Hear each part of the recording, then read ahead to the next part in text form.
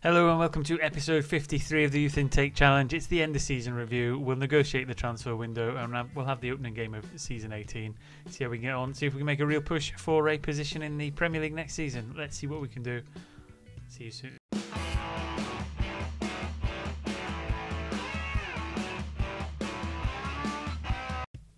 Welcome back. So the part of the review that I'm never that much of a fan of is the transfer details. I mean, it's mostly transfers out and loans, but I mean, they were happy that I got rid of Dimitriados. We didn't get a fee for him, but we got him off the wage budget and he's gone. Craig Charles was never going to make it. Fredericks, a bit of a shame to see him go. Long-term player for the club, played a huge number of games, and his contribution will never be forgotten. I think 24, 25, he came through, he went out on a couple of loan periods, and then he cemented himself in the first place, and he played in the National League, League 2, League 1 and the Championship. So brilliant for him, great career. Dulwich Hamlet, I don't think he fits as a legend, but one of the favoured personnel, and he'll be sorely missed. Kent Chaney as well, another one. Umdenard, didn't quite think he was going to make it with the players we got, so we let him go. In terms of loans out, quite a lot again. Some gone out are probably going to feature when they come back. I mean, Ben Thompson, he's been in and out of the squad. Jordan Bostwick, he's one that looks a really promising player going forward. Carl Peterson's, he's moved on with a sales fee, so hopefully he won't be here at the start of the next season. Lee Wilson's going to come back as another promising centre-half. Again, he's not quite developed fully to get first team ready yet, but I think he's one for the future. Robbie Harris, defensive midfielder, he should feature. Fode Sangare, not sure. Van der Heuvel, again, I think we might be letting him go. I'm not sure if we're going to keep him long term because he's peaking at quite a low potential threshold. Canderton as well, I think we'll keep him long term, but I'm not sure if he's going to make the grade.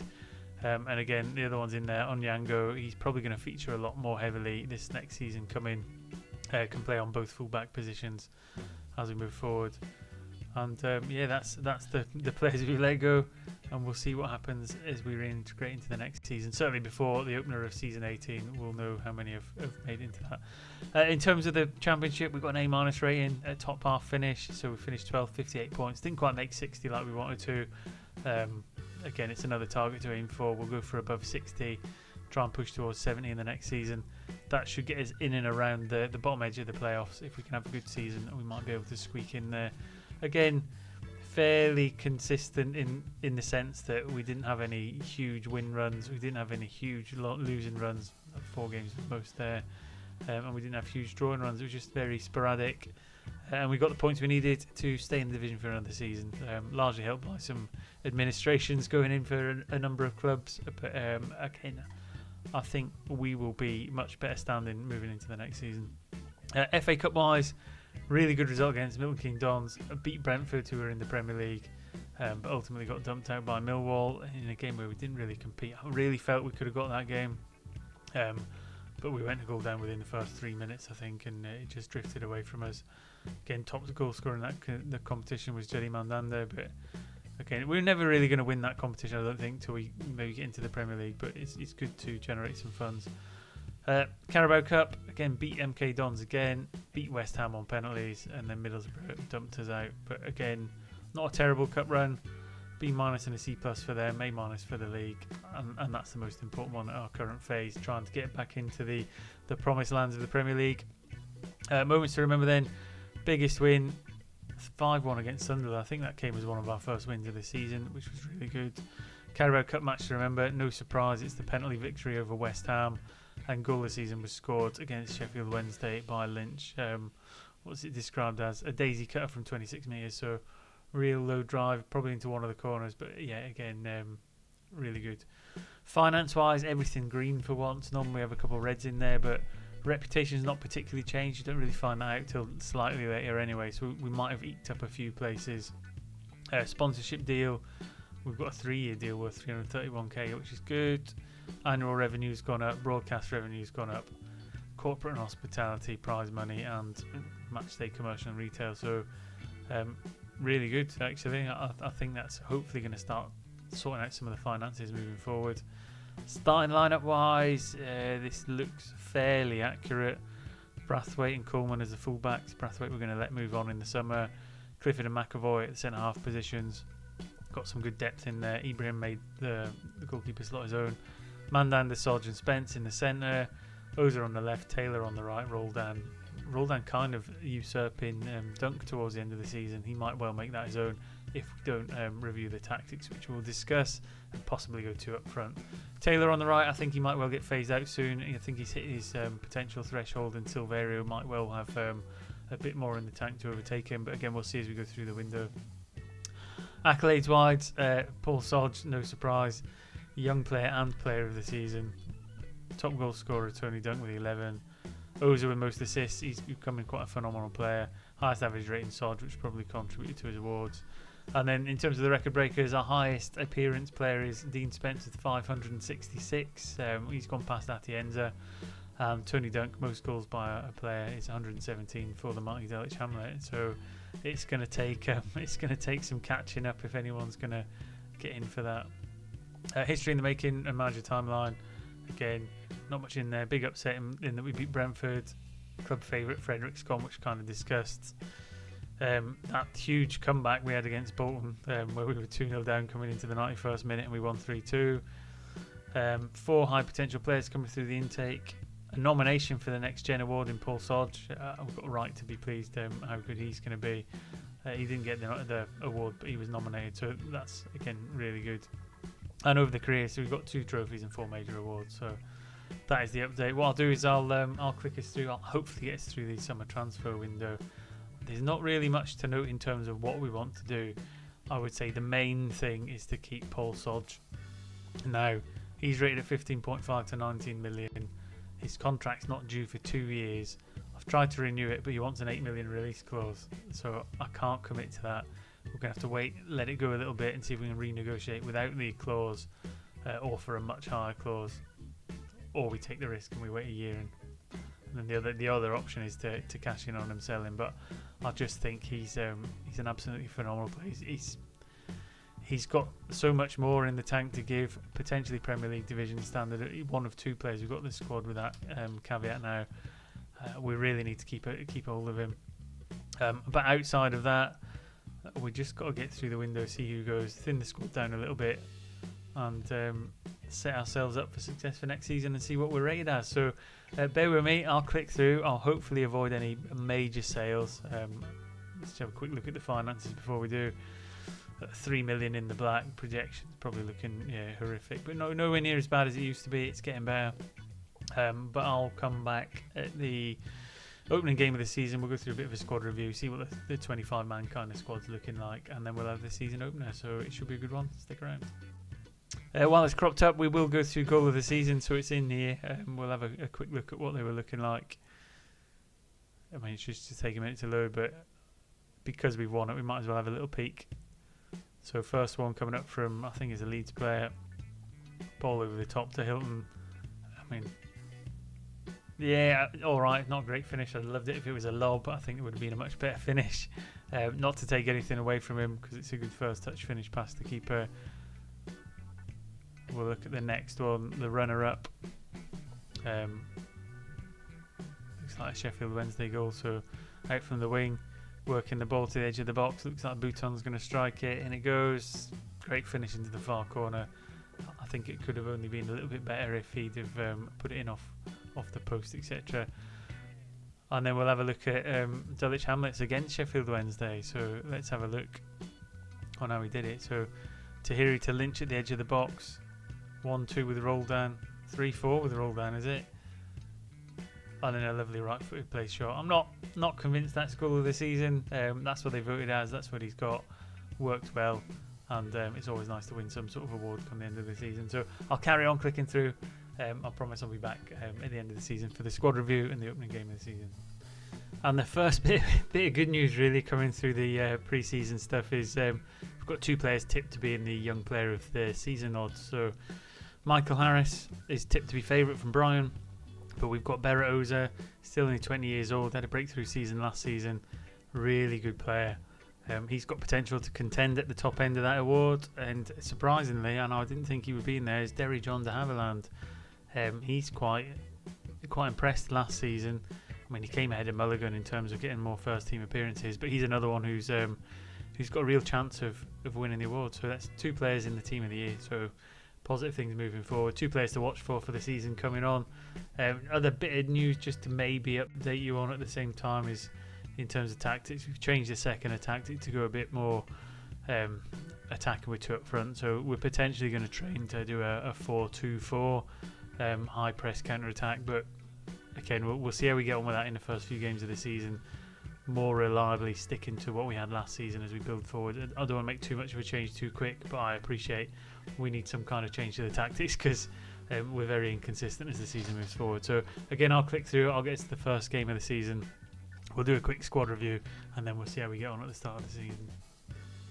Welcome back. So quick whiz through the squad planning before we get into the opening game of the season. Goalkeeper wise, I think we've been in a strong position for quite a while now really. We've got Felix Ibrahim as the first choice, Caden Keys is the number 2, although I actually think Fehim Kutlu, who came through in the most recent intake, he's only 15 years old. I actually think he's good enough to be our reserve goalkeeper. He's already valued in excess of 6 million. So I'm not sure if it's worth cashing in on one of them at some point. It's not decided where, but I just think we don't need 3 top-class goalkeepers. We probably only need 2 and then another one coming through. So that might be somewhere we can recoup some funds for the next development opportunity. In terms of left-back, I let Brathwaite go because he was never reaching any higher potential than he was at. I'm thinking of sliding Montel Clifford in there temporarily at left-back. I know he's more of a centre-back and he's got a lot of promise. But he did a job for us towards the end of last season, and what it'll allow us to do is in the middle put de Havilland in alongside McAvoy. So Clifford or Onyango. Glenn Pierre is a bit of a third choice in there. Leaving the centre halves, we've got Clifford, de Havilland, McAvoy, Mulligan, Pierre and Wilson is the back 4. Not settled on a definite 2 yet. McAvoy is obviously one of the more experienced players in there, but he's reaching an age where the other players around him are starting to overtake him a little bit. I still think he'll be a starting centre half alongside de Havilland or Clifford, depending on if we can sort out the left back situation. We do have Zhang Chung in the youth prospects. We might elevate him to the first team squad depending on how quickly he develops as the season goes on, but I don't think he's ready to start in at the deep end. In terms of right back, we've got Callum Coleman, absolute first choice at right back. Christian Brustad's come back from a loan spell. He's really ready to fit in there and play the number 2 role. And Onyango, who can play either side, a bit of a third fiddle in there. Midfield wise, I mean, Paul Sodge, I've put his rating at 40 million to try and dissuade people coming in for him. He has got 2 years left on his contract, I think, with an optional 1-year extension, so I'm not overly panicked at the minute about getting to sign a new contract. Had loads of interest in him from the summer, PSG, Newcastle, various other Premier League clubs. I think Napoli came in from Italy as well. We've managed to hold on to him. He's got over his initial disgruntlement, and I think he's ready to put in a really good shift this season. Jody Mandanda, John O'Carr, Dean Spence, Eric Lynch, all there from last season, and Tom Houghton kind of coming in from the peripherals to play a role in that midfield trio we've got going. Same on the right side, a slightly different position. We've got a defensive midfielder, which Mandanda's the best, and then the deep line playmaker, Sodge, is the best. Moving into the advanced midfielder, Sodge is the best of them as well. Dean Spence will probably continue to play in there for the short term. Tom Houghton's kind of a ready-made understudy, or Sodge, depending on how we rotate the midfield round. Left-hand side, Berat Oza, a tip to be one of the best young players in the league this year, with Bektas behind him, and then Lynch as a third fiddle, so quite strong on the left. On the right, Taylor, I think he'll be overtaken by Silverio soon, but we might actually need another right winger coming through in the intake, because I don't think any of them are blessed with infinite amounts of potential. And then up front we've got Tony Dunk, who needs to kind of rekindle his form following a disappointing season last season. Arnold Roldan, who's almost overtaken him now and become the first choice striker, and Amal Taylor as a third. Again, Richard Ward in the reserves, probably going to go out on loan. Might call him in for the second half of the season, but that's where the squad sits. In terms of the schedule, opening game of the season is going to be away at Sheffield United, so we'll get to that in a minute and see if we can kick off the season on a positive footing. In terms of the preview, we seem to have regressed somewhat, and we're now down at 351 to 1, bottom of the league. I don't think that's fair. I think it's a bit misleading, but we'll see how the first few games open up as we go in, because I definitely think we're much more akin to being mid-table after 2 fairly consistent seasons. So stick around, I'll get to the first game of the season and we will see how we get on. Welcome back. Here we go for the season opener away at Sheff United. We've gone with quite a strong starting lineup. So we've got Ibrahim in goals. We've got a right back of Callum Coleman. No surprises there. Centre halves de Havilland and Clifford. You're seeing McAvoy drop to the bench in a new look centre half pairing. We've got Glenn Pierre coming in at full back on the left hand side, mostly because Nyango's not ready and available. But Pierre's one of the players we want to have back in there anyway, so we'll give him an opportunity, see if he can make that his own. Defensive midfielder, we've got Jody Mandanda, absolute stalwart of the team now. Soggy playing the deep line, playmaker role, who's going to be a massive feature for us and possibly the best player at the club as it currently stands.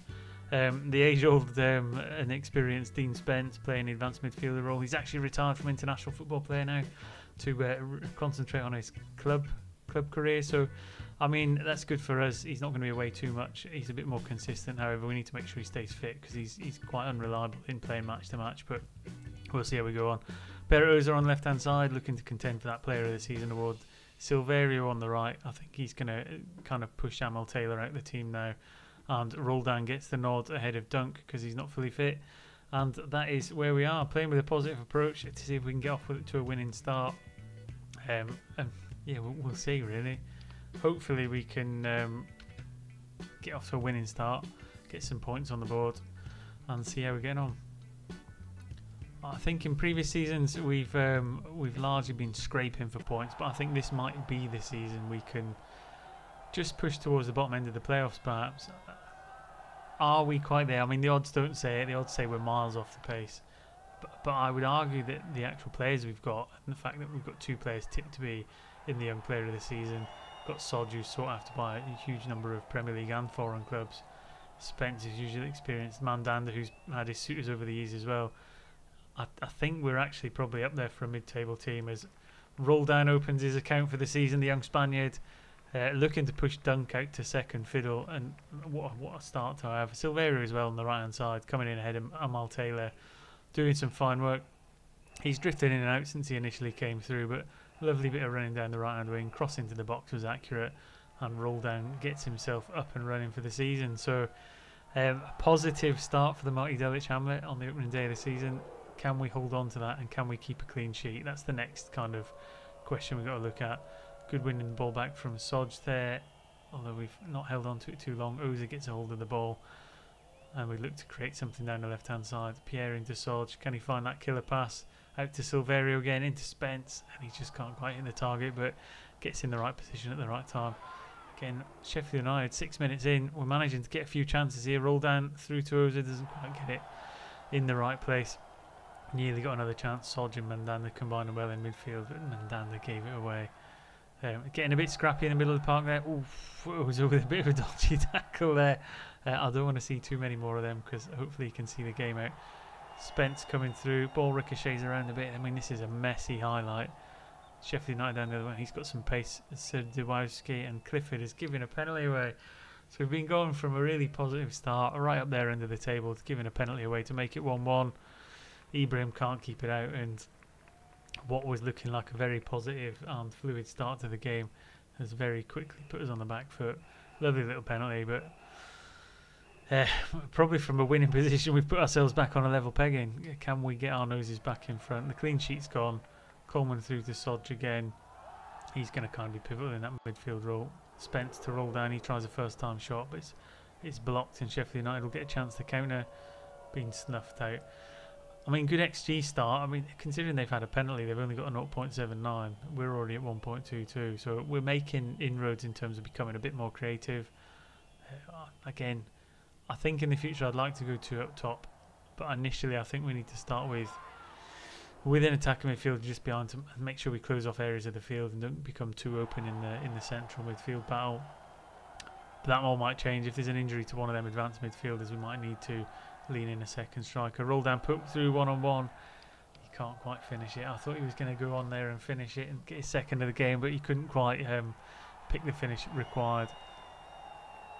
Again, coming up towards half time, definitely the more dominant of the two sides. Better in possession, better in opportunities.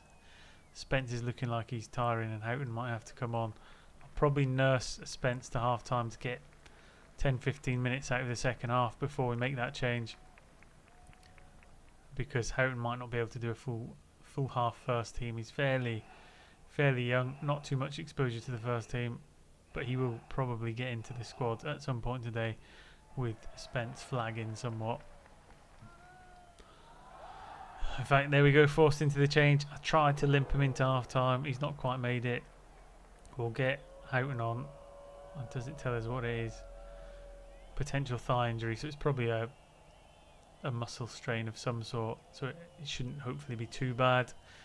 We don't want him out for any significant period of time.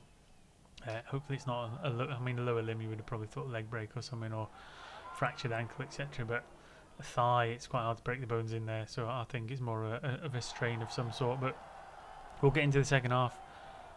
We had a good first half. I think we were much the better side, and we just need to get that all-important second goal, which might change this game more in our favour. Soggy with a free kick. Again, we've not got anyone too prolific off free kicks. Soggy is probably the best of a bad bunch. Pierre puts in a corner. It's immediately cleared. I can't imagine this is going to come to much. And we will regroup and go again. So again, another positive start into the second half. Sheffield United have been promoted from the division below, so they're back into the Championship from League One. So it's not like they've come down from the top. But after a really good start to the game, we've failed to really create as many clear-cut chances. We have changed to work the ball into the box a little bit more, so we might get something a little bit more clear-cut. But with 30 minutes to go, we find ourselves at one apiece, and looking like we might have thrown away 3 points unless we can find an all-important second finish of the game. Sheffield United making their way forward. Ibrahim needs to tuck one past the post. They're starting to grow into the game a little bit now. As the corner comes in, Coleman gets it away, and the highlight comes to nothing. But final 25 minutes, Houghton's not really having any kind of impact on the game so far. He's only young. Sheffield United with the corner nearly got a shot on goal to get themselves in front, which I'm sure they'll be looking at coming from a goal behind to maybe get their noses in front.